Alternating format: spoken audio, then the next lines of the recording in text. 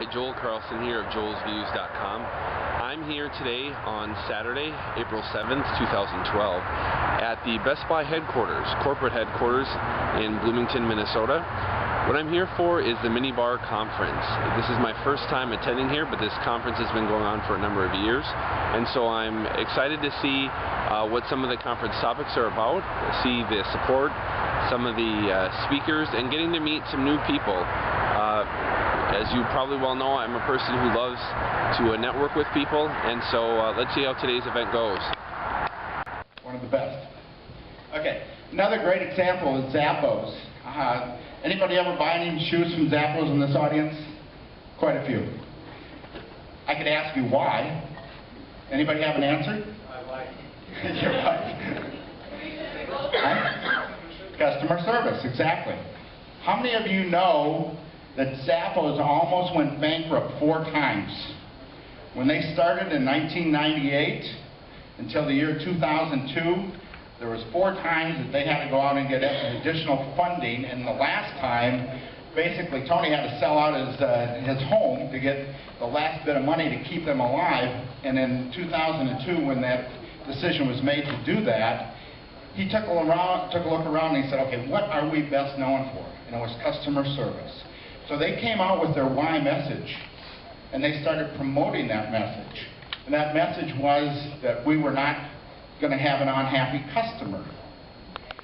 I've spent a lot of the last year reviewing technical research from universities and from think tanks about how influence works.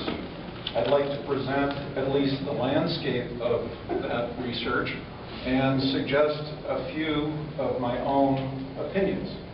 Those of you who have read me know that I am someone who does not shirk from a strong opinion. We know that there is such a thing as digital influence. We have seen it, whether it's United Breaks Guitars or it's Cute Overload. We have seen digital influence. I like to think of digital influence as a form of pixie dust. We see it, we know it's there, we don't know where it comes from, and we know it's magical. So a friend of mine, Joe Paluzzi at the Content Marketing Institute, says, people ask, what inning are we in? And if it's a baseball game, what inning are we in? And he says, we are just stepping out of the dugout. Conserving, just reform the line. We do not want any leftovers, so eat everything. You're all crammed in here. I feel really bad that you're uncomfortable, and I apologize up front.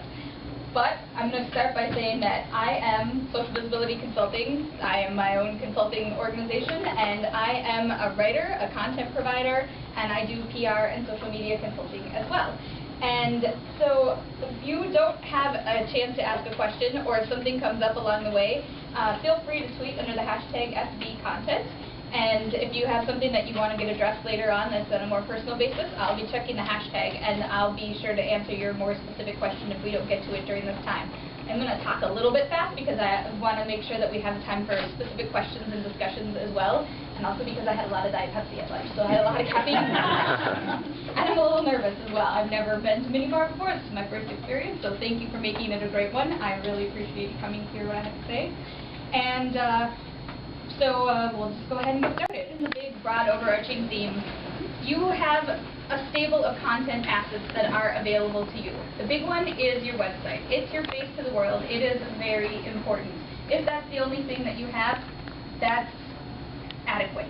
It's not great. It's not optimal. You can do...